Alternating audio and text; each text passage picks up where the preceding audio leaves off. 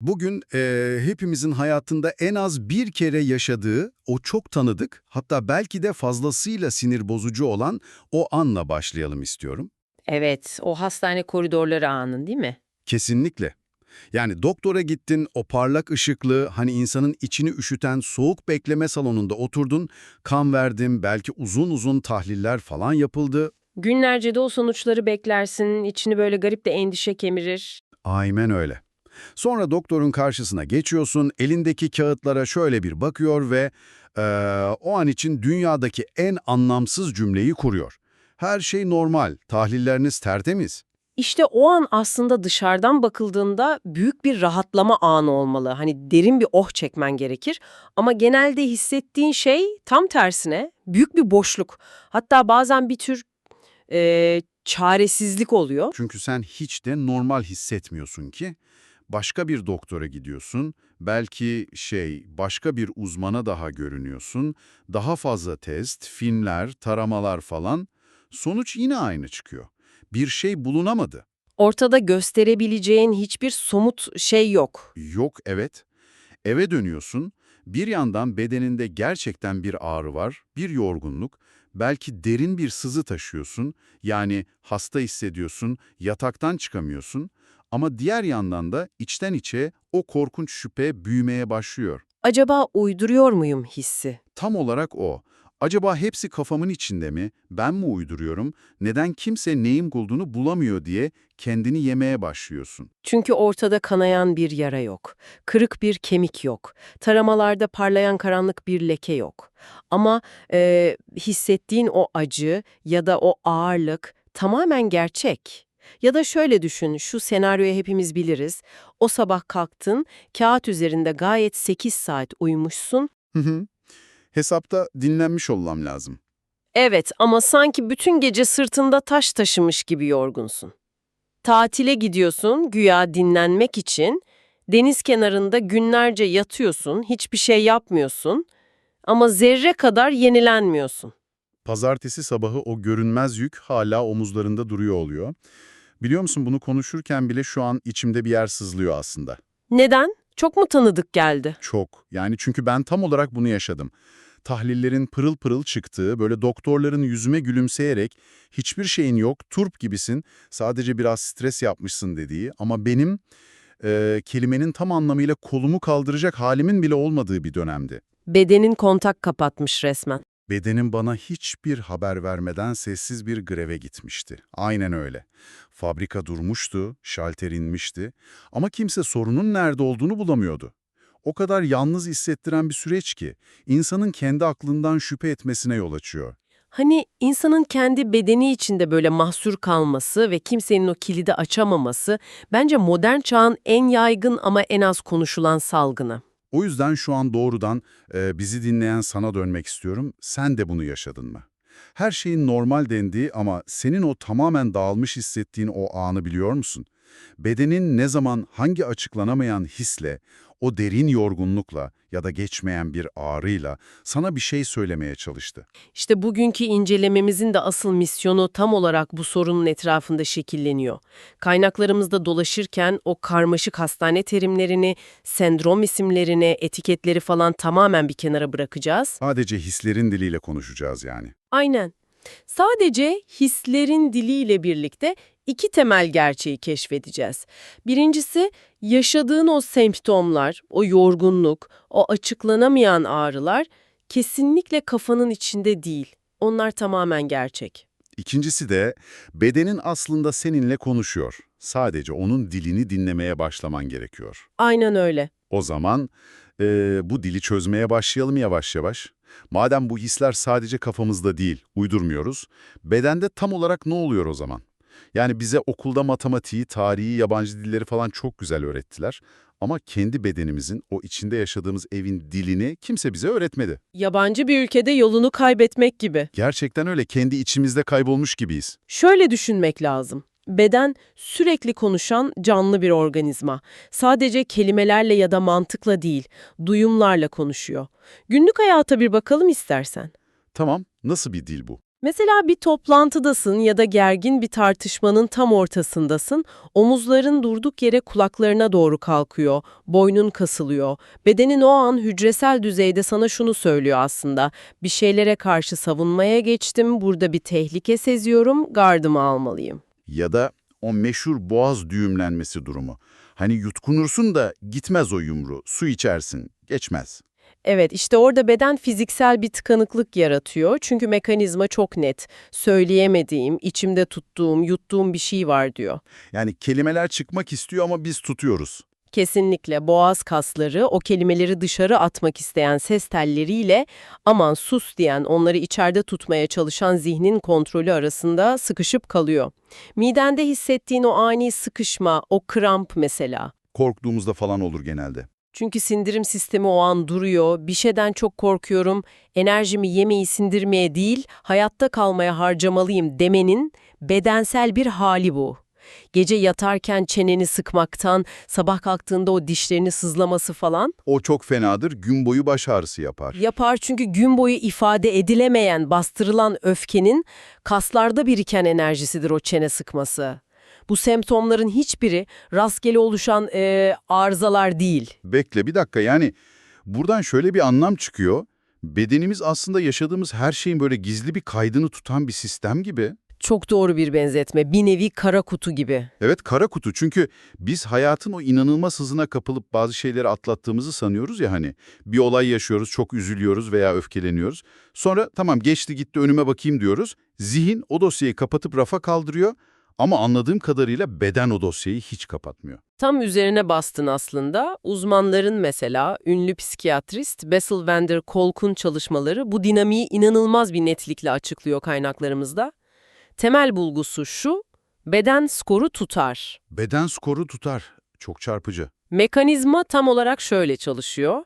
Zihnin o an hayatta kalabilmek, günlük işlerine devam edebilmek için o ağır duyguyu bastırmak zorundadır, bastırır ve kendi çapında unutur. Ama bir duygu yaşandığında sinir sistemi o duyguya uygun fiziksel bir enerji üretir. Kaçmak için ya da savaşmak için falan mı? Aynen, kaçmak, savaşmak ya da avaz avaz bağırmak için. Zihin gelip sus ve yerine otur dediğinde o üretilen devasa enerji bir anda yok olmaz. Nereye gidiyor peki? Kaslara, dokulara, sinir ağlarına hapsoluyor. İşte o açıklanamayan ağrıların, nedensiz yorgunlukların, böyle kas katı kesilen sırtların sebebi bu hapsolmuş, sıkışmış enerji o zaman.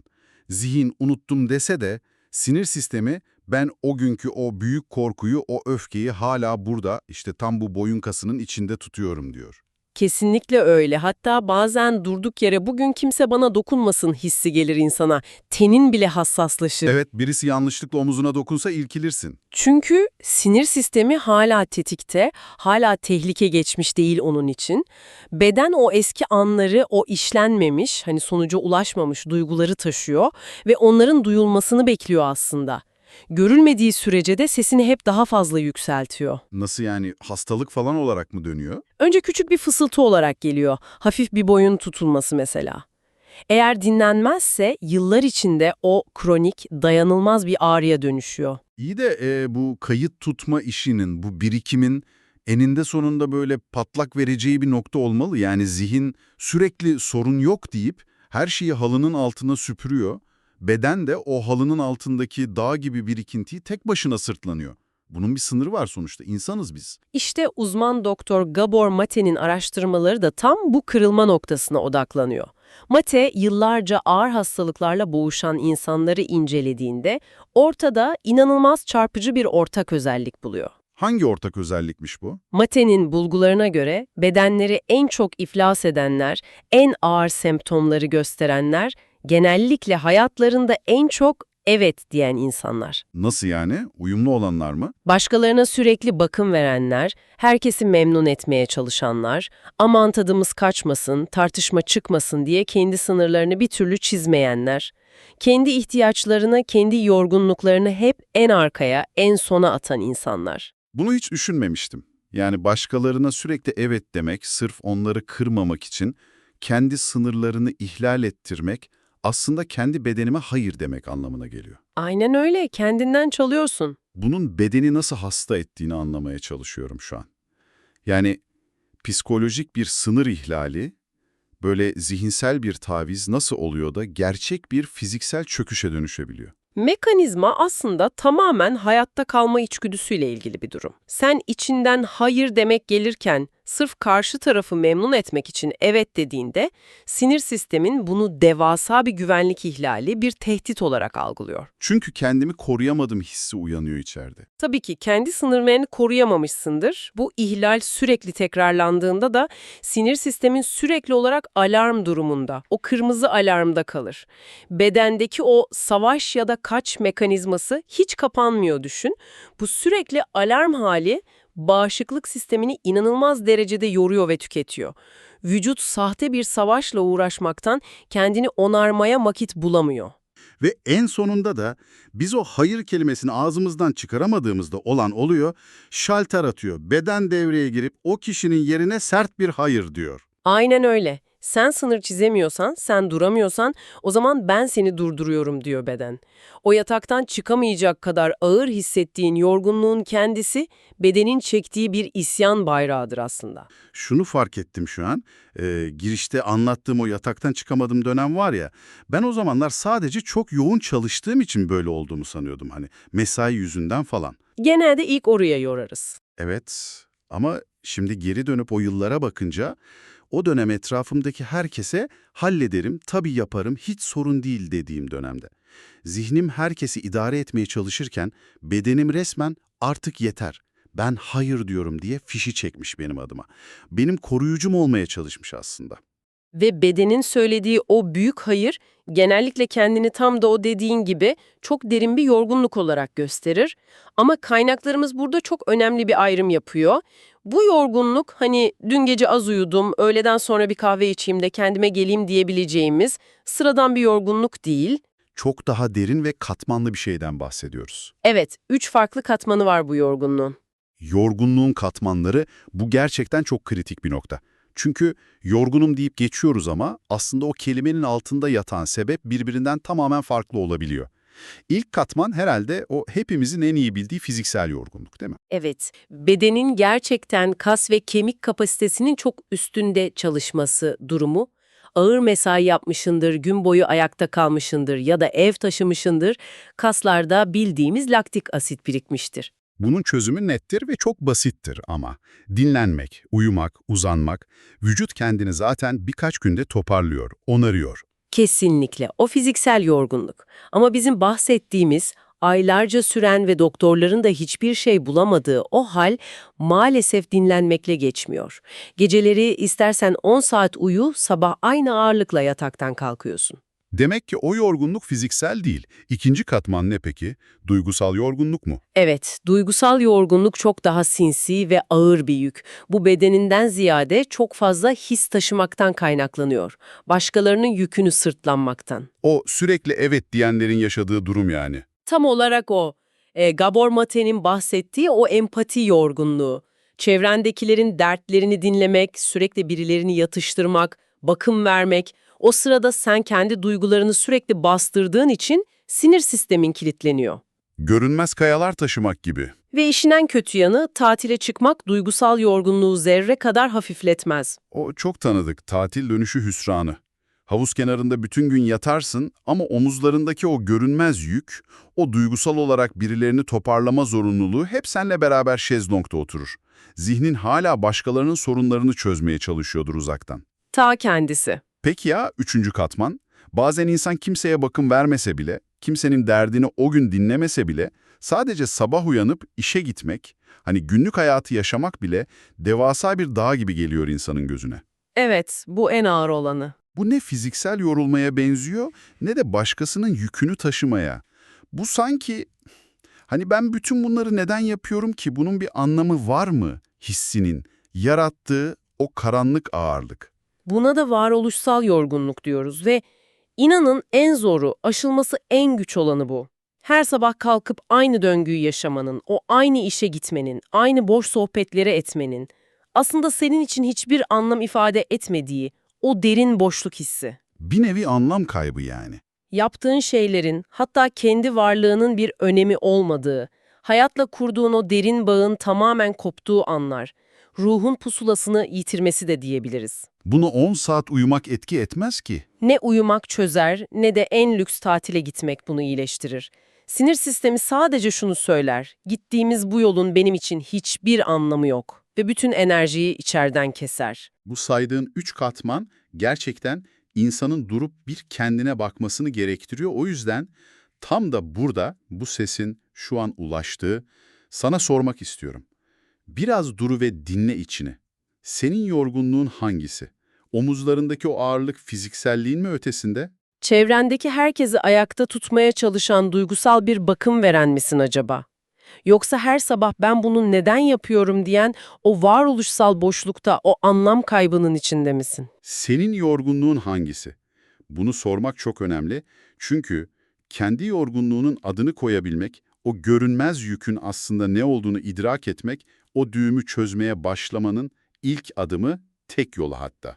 Kesinlikle adını koymadan iyileştiremezsin. Peki, bedenimiz aslında bu kadar net konuşuyorsa bizimle, farklı yorgunluk türleriyle, böyle ağrılarla, midemizdeki kramplarla bize adeta günlük durum raporu veriyor. Sorun şu ki, biz neden onu dinlememekte bu kadar ısrarcıyız? Kendimize, kendi dilimize neden bu kadar sağır kalıyoruz? Araştırmalar bu sağırlığın altında 3 temel neden yattığını söylüyor aslında. Birincisi, hepimizin derdi olan zaman yokluğu ve o hız yanılgısı. Durursam geride kalırım korkusu mu? Evet, işler beni bekliyor, başkaları beni bekliyor, benim durmaya, soluklanmaya hakkım yok baskısı.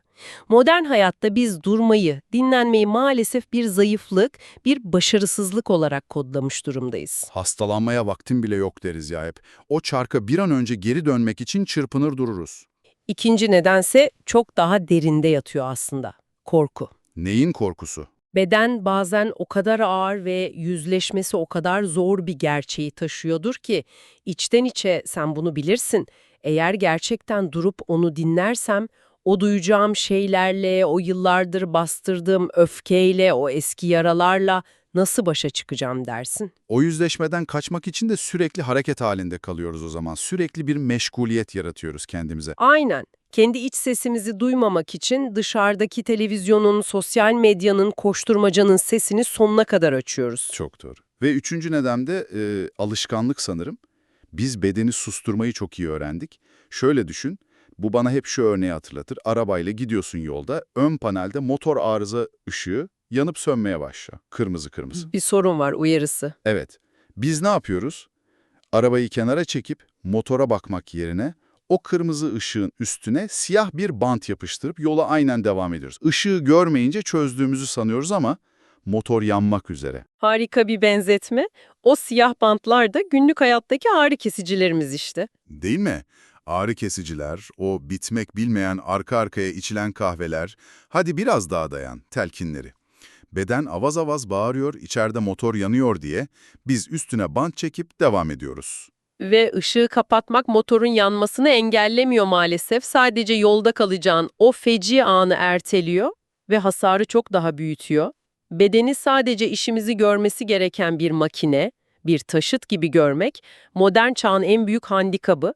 Aslında bu, yani bedeni sadece bir taşıt gibi görme alışkanlığımız bana hep çok yeni, sadece modern insana ait bir problemmiş gibi geliyor. Sanki geçmişte, hayat bu kadar hızlanmadan önce insanlar bedenleriyle çok daha farklı, daha organik, bütüncül bir bağ kuruyordu sanki. Geleneklerde bu durum nasıl yorumlanıyor? Kaynaklarımız bu noktada çok kadim bilgeliklere işaret ediyor zaten. Mesela tasavvuf anlayışında beden öyle dünyavi, hor görülecek, eziyet edilecek bir et yığını değildir. Beden sana verilmiş bir emanet olarak görülür. Emanet çok güzel bir kelime. Ve çok sarsıcı, çok temel bir kural vardır o anlayışta. Bedenin de sende hakkı var. Bedenin de sende hakkı var. Gerçekten çok vurucu. Yani kendine iyi bakmak, gerektiğinde durup dinlenmek, o sınırları korumak öyle zannedildiği gibi bir lüks ya da bencillik falan değil o zaman. Tam tersine, bu senin en temel sorumluluğun. O emanete karşı bir borcun var senin. Zihin ve beden birbirinden ayrı kopuk şeyler değil ki. Biri zayıf düştüğünde, karanlığa sürüklendiğinde, diğeri de fiziksel olarak anında buna eşlik eder. Tam olduğunu okumuştum notlarımızda. Ayurveda, zihin ve beden bütünlüğünü muazzam sembollerle açıklar. Mesela o demin konuştuğumuz kronik boğaz sorunları, sürekli şişen bademcikler, o bölgedeki iltihaplar falan. Onların sembolik bir anlamı mı var? Evet, bunların fiziksel sebeplerinin ötesinde her zaman söylenmemiş sözleri, yutkunulan gerçekleri, kendini bir türlü ifade edememeyi temsil ettiği kabul edilir. Çünkü boğaz bölgesi iletişimin merkezidir orada. Çok mantıklı. Peki ya bel ağrıları? Toplumda çok yaygın. Geçmeyen bel ağrıları çok ilginçtir mesela. Hayatta kendini desteksiz, güvensiz ve yalnız hissetmenin fiziksel tezahürü olarak yorumlanır. O mekanizmayı görebiliyorum aslında gözümde şu an. Yani belimiz, vücudumuzun tüm yükünü taşıyan, bizi ayakta ve dik tutan o ana destek noktası sonuçta. Evet, taşıyıcı kolon. İnsan duygusal olarak desteksiz kaldığında, hayatta yapayalnız hissettiğinde, bedensel olarak da çökmeye meylediyor. Hani omuzlarımız nasıl yük taşıdıkça böyle öne doğru çöküyorsa, desteksizlik de tam o merkez bölgesinde, belde bir hassasiyet, bir kilitlenme yaratıyor olmalı. Çok doğru bir gözlem. Aynı şekilde kalp problemleri, çarpıntılar genellikle kapanmamış aşk yaralarıyla, derin ve işlenmemiş üzüntülerle ilişkilendirilir o gelenekte. Sindirim sorunları mesela. Mide yanmaları, hazımsızlık falan. Onlar da hayatta bir türlü sindirilemeyen, kabullenilemeyen olayların içe atılan o pasif öfkenin bedendeki yansımasıdır. Elbette yanlış anlaşılmasın, bütün bunları laboratuvarda kanıtlanmış katı tıbbi teşhisler olarak görmüyoruz. Tabii canım, sembolik bir dil bu sonuçta. Ancak zihin ve beden bütünlüğünü, hani o yaşadığımız psikolojik zorlukların bedende nasıl somutlaştığını anlatan çok güçlü, bize çok ciddi yol gösteren psikolojik çerçeveler bunlar. Bu bakış açısı, insanın kendi bedenine olan o düşmanca yaklaşımını tamamen değiştiriyor aslında. İnsan benim midem neden ağrıyor, şu ilacı içeyim derken bir anda ben şu an hayatımda neyi sindiremiyorum, neyi kabul edemiyorum diye sormaya başlıyor kendisine. Doğru soruyu buluyorsun yani. Kesinlikle. Peki, her şeyi konuştuk aslında. Yorgunluğun o 3 katmanını, bedenin nasıl skor tuttuğunu gördük. Bedenimizin aslında bizimle her an farklı yollarla konuştuğunu anladık. Ama sorun şu, bütün bu günlük koşturmacanın, o bitmek bilmeyen yetişme telaşının içinde biz bu dili dinlemeye tam olarak nereden başlayacağız? Değil mi? Herkes her şeyi bırakıp gidemez. Yani dağa çıkıp inzivaya çekilip hayatımızı baştan aşağı değiştirmemiz mümkün değil sonuçta. Faturalar var, iş var. Zaten öyle büyük hayat değişikliklerine, inzivalara falan hiç gerek yok. Bedenle o kopan bağı yeniden kurmak sadece küçük anlık sorularla başlar. Merak etmekle başlar en önemlisi. Ne tür sorular bunlar? Dinleyenlerimizin böyle hemen bugün gündelik hayatta uygulayabileceği çok basit pratiklerden bahsedelim. Mesela en basiti sabah uyandığında o yataktan telaşla fırlayıp hemen zihnini güne başlatmadan, o telefona elini ilk saniyede atmadan önce yatakta sadece 1 dakika kal ve sadece kendine şu soruyu sor. Şu an henüz hiçbir şey yapmamışken bedenimin neresi gergin? Neresi sıkışık? Omuzların mı kasılı kalktın, çenen mi kilitli? Sadece bunu fark et. O gerginliği değiştirmeye, rahatlatmaya bile çalışma ilk etapta. Sadece seni görüyorum, burada bir gerginlik var de içinden. Sadece fark etmek bile bedene aslında ben buradayım, seni duyuyorum demenin bir yolu. Peki gün içinde o demin konuştuğumuz tanıdık ağrı ya da o sendrom vurduğunda elimiz alışkanlıktan o ağrı kesiciye uzanırken ne yapacağız? İşte o hapı yutmadan hemen önce bir saniyeliğine dur, elini o ağrıyan bölgeye koy ve sadece merakla sor. Bu ağrı, bu kilitlenme, benim hayatımda tam olarak ne zaman başladı? O dönemde hayatımda ne oluyordu? Kiminle uğraşıyordum? Kime evet demek zorunda kaldım? Neyden korktum ben o dönem? Bu soru o demin dediğimiz zihnin kapattığı o kara kutunun kilidini açan anahtar aslında. Yani bedenine senin skor tuttuğunu biliyorum, gel bunu masaya yatırıp konuşalım diyen o ilk el uzatma hali. Bir de günün sonu var tabii, gece yatağa yattığımızda. O saatler çok kritiktir. Evet, hep zihnimizin o bitmek bilmeyen gürültüsüyle, ertesi günün yapılacaklar listesiyle, yetiştirilecek işlerle baş başa kalıyoruz karanlıkta. Oraya da bedeni davet etmek gerekiyor sanırım. Kesinlikle. Gece yastığa başını koyduğunda o zihinsel muhasebeyi, yarının planlarını bir kenara bırak ve kendine şu çok şefkatli, çok insani soruyu sor. Bugün bedenime ne yaptım? Onu gün boyu ne kadar zorladım. Ve bugün onu bunca koşturduğum, oradan oraya sürüklediğim için benim ona ne borcum var? Çok güzel bir soru. Ona ne borçluyum? Belki biraz daha fazla uyku, belki biraz sessizlik ya da sadece gözlerini kapatıp alacağın derin, sakin bir nefes. Ne borcum var ona bugün? Bunlar yapması o kadar basit, hiç zaman almayan ama insanın kendisiyle olan o kopuk ilişkisini o kadar derinden sarsan, iyileştiren sorular ki.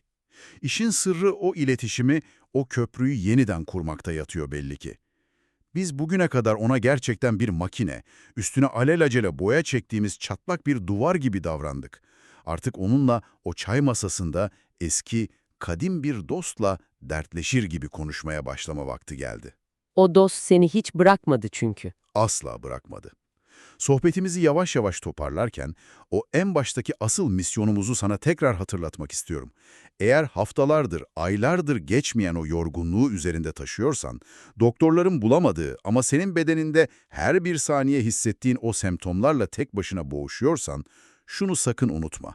Yalnız değilsin. Ve yaşadığın bu şeyler kesinlikle kafanın içinde falan değil. Onlar tamamen gerçek. Acın gerçek, yorgunluğun gerçek ve bedenin sana düşman değil, sana eziyet etmiyor. O sadece senin bir şekilde kuramadığın, kurmaya korktuğun o cümleleri senin yerine kurmaya, sadece sana yardım etmeye çalışıyor. Onun üstüne artık o siyah bandı yapıştırmak zorunda değilsin. Onu şefkatle dinlemeye başlayabilirsin. Şimdi hiçbir yere acele etmeden şöyle bir dur, şu an bedeninde en çok nerede bir his var? Ve o his ne zamandan beri orada?